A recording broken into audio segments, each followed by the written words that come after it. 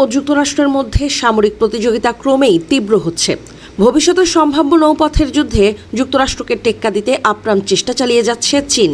এজন্য ইতোমধ্যে কাজেও লেগে পড়েছে বেইজিং। নতুন স্যাটেলাইট চিত্রে দেখা গেছে চীন জিংজিয়াংয়ের প্রত্যন্ত মরুভূমিতে অবস্থিত রুয়াকিং টেস্ট রেঞ্জে মার্কিন নৌবাহিনীর একটি আর্লি বার্গ ক্লাস বিধ্বংসী যুদ্ধজাহাজের হুবহু রেপ্লিকা তৈরি করেছে। রয়টার্সের প্রতিবেদন অনুযায়ী স্যাটেলাইট চিত্রে 6 মিটার চওড়া একটি রেল সিস্টেমও দেখা গেছে, যার ওপর যুদ্ধজাহাজের আকারের একটি টার্গেট বসানো রয়েছে। বিশেষজ্ঞদের মতে এটি সমুদ্রে চলমান জাহাজের অনুকরণে তৈরি, যেন চলন্ত লক্ষ্যবস্তুর ওপর ক্ষেপণাস্ত্রের নির্ভুলতা ও লক্ষ্য শনাক্ত করার সক্ষমতা পরীক্ষা করা যায়।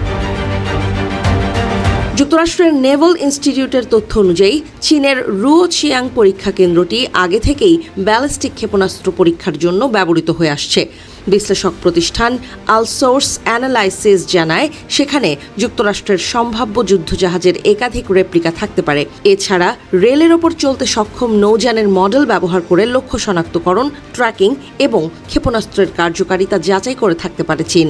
প্রতিষ্ঠানটির মতে বিস্তারিত নকশা এবং জাহাজের ভেতরে ও চারপাশে বিভিন্ন সেন্সর স্থাপন থেকে বোঝা যায় চীনের রুওচিয়াং পরীক্ষা কেন্দ্রটি দীর্ঘমেয়াদী সামরিক গবেষণা ও বিভিন্ন ধরনের অস্ত্র পরীক্ষার জন্য নির্মাণ করা হয়েছে। এই উদ্যোগ বেইজিংয়ের জাহাজ বিধ্বংসী ক্ষেপণাস্ত্র সক্ষমতা আরও উন্নত করার বৃহত্তর পরিকল্পনার অংশ।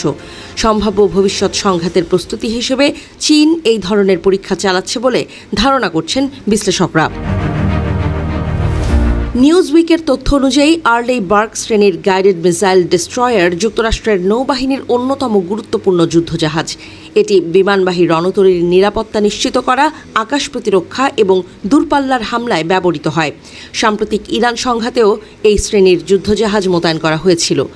বর্তমানে জাপানে যুক্তরাষ্ট্রের 7ম নৌবহরের ডেস্ট্রয়ার স্কোয়াড্রন 15-এ এই ধরনের 10টি যুদ্ধজাহাজ রয়েছে।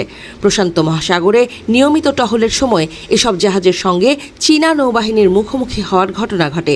এ কারণেই একই মডেলের যুদ্ধজাহাজের রেপ্লিকা তৈরি করছে চীন।